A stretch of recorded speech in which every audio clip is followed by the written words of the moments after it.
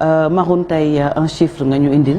ci un jour une actu. c'est cela un chiffre boo xamante ne c'est en lien ak li ñuy waxtaanee fan yi yëpp weer yi yëpp mun nañ ko wax noonu mu di njëgu dundu gi pour ce faire donc mu tànn benn chiffre muy 82,2 plus précisément pourcent de consommateurs yi nga xamante ne dañ leen daal di interroger ci li nga xamante ne moom mooy baisse des prix bu gouvernement du Sénégal daal di jël au mois de février ndogal boobu noonu waaye ñuy xool application bi est-ce que ñu ngi koy topp ci seeni secteur et bien selon ñoom 82,2% de consommateurs yooyu noonu ñu daal di interroger ñu ne daal baisse des prix yooyu n'est pas appliquée ci point de vente secteur yi ñu nekk loolu muy benn enquête observation bi nga xamante ne ci effectivité de la baisse des prix des denrées de première nécessité te ñu exposé ko ci rencontre de concertation nationale sur la cherté de la vie te ñu amale woon ko au palais de la République lundi bi passé Institut panafricain pour la citoyenneté les consommateurs et le développement donc ñu gën leen xamee ci SICODEV ñoom ñoo daal di def bile enquête bu daal di durer d'avril à mai 2022 mu daal di laal fukk ak ñeenti régions du Sénégal daal di interroger lu toll ci 999 personnes dont 821 consommateurs 50 grossistes ak tamit 62 semi-grossistes et puis aussi 66 boutiquiers détaillants donc ci ñooñu ñoo xamante ne dañ leen interroger 601 personnes soit 73,2% ñoom daal dañuy déclarer ne xam nañ elles ont pris connaissance de la décision gouvernementale te ñu jël ko maa ngi ko doon wax en février 2022 et 72% des consommateurs ñoom xamuñu lan moo tax ñuy bañ a appliquer baisse des prix yi 14% di estimer que c'est parce que contrôle amul ci yooyu les diwaan et puis 3% di ko rat daal di imputer aux taxes jugées élevées soxna Fatick. alors commerçants yi ñoom lan lañ ci wax. voilà commerçants yi lan lañ ci wax ñoom bañ leen laajee toujours selon cette enquête réalisée par la SICODEV donc 44% déjà des grossistes ñoom di confirmer que déjà ñoom du ñu appliquer li nga xamante ni moom mooy la baisse des prix et 45% des 66 boutiquiers détaillants yi ñu daal di interroger ñoom neneen ñu ngi appliquer baisse des prix yooyu waaye 42,42% ñoom neneen duñ ko appliquer et 52% des grossistes ñoom dañuy estimer mënuñ ko appliquer ndaxte njëg yi dafa yokk ci li nga xamante moom mooy prix d'achat yi et 57% des semi-grossistes ñoom tamit di affirmer la même chose et puis 20% des grossistes et 15% des semi-grossistes di déclarer ne que baisse des prix boobu noonu ñoom tamit nemeekuwuñ ko ci seen fournisseurs yi 4% des grossistes di affirmer que ñoom les taxes sont élevées tandis que 12% des grossistes et 16% des semi-grossistes ñoom dañuy considérer que seeni anciens stocks yi ñu amoon ba léegi épuisé guñ ko et enfin 42% boutiquiers détaillants ñoom neneen duñu bëgguñu jaay à perte loolu waral duñu appliquer yooyu les prix et 35% ci ñoom neneen tamit non-respect de la baisse des prix chez les fournisseurs et les grossistes moom la ñu faral di remarquer loolu waral en tout cas pêle-mêle loolu mooy raison yi ñu ñoom évoqué lu waral mënuñu fexe ba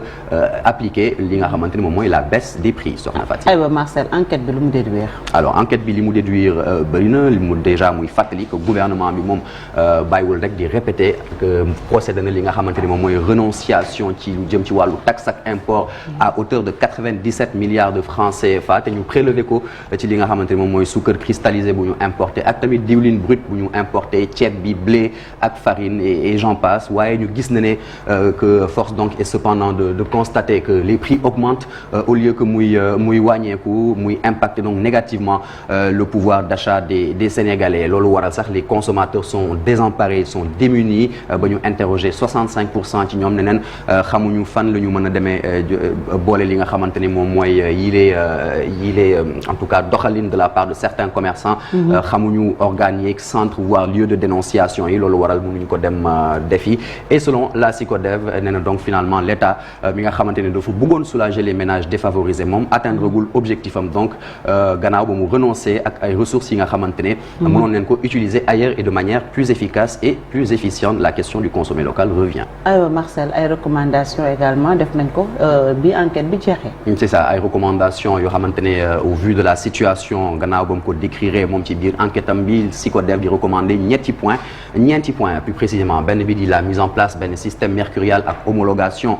des prix waaye tamit ñu rek fexe ba ministère du commerce ñu jox leen ay moyens de surveillance des marchés en faveur favorisant l'engagement communautaire renforcer waale ay moyens d'action association consommateurs pour rek ñu def ay enquêtes ak suivi des prix ainsi que la gestion des réclamations des consommateurs waaye tamit ñu daal di créer benn espace de dialogue politique diggante acteurs économiques ngir fexe rek ba casser li nga xamante ni moom mooy asymétrie de l'information ci seen diggante ñuy recommander rek que loolu ñu mën koy daal di def comme ni ñu bëgg a defee rencontre de concertation nationale yi sur la cherté de la vie qui ont débuté lundi donc ñuy proposer le 15 mars de chaque année soxna Fati. Merci beaucoup Marcel Farba Maroun aywa Chérif rapidement laata ñuy dem ci de quoi est-il le nom enquête bi sur les denrées les prix ak tegtal yi SYCODEV yi.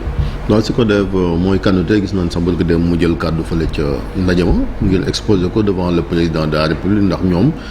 gis nañ leen quand même tournée yi nga xamante dañ koy def ci Sénégal ngir rek surtout ci wàllu souveraineté alimentaire ak wàllu foncier bi ci wàllu mbay mi te je pense que lépp fa la war a mën a tàmbale et on espère que maintenant ak diagnostic bi nga xamante def nañ ko xam fan la problème bi nekk saafara mën na ci am mu bañ a nekk rek ndaje moo xamante ne encore c'est une rencontre de plus mais après la réalité c'est sur le terrain bu ne nag sur le terrain mooy contrôle yi ñu gën koo mën a renforcer on attend ba xam les 1000 jeunes yi nekkoon ay volontaires lan ñoom it lan lañ mën a xaar ci ñoom est-ce que dinañ mën a accomplir lii di seen mission parce que corruption bi tam ñu wàññi ko parce que am na ay contrôle yoo xam dañ dem ci terrain bi ñu ger leen du ba la nga xamante ni moom mooy seen waar liggéey duñ ko def te loolu nag moom c'est un mal boo xamante ni mi ngi ci réew mi et commerçant yi aussi gën a mën a delloo si seen xel xam ne way li ni jaay il faut ñu am ci li nga xamante ni mooy bénéfice wante nañ jiital li nga xamante ni mooy intérêt Sénégal intérêt nit ñi parce que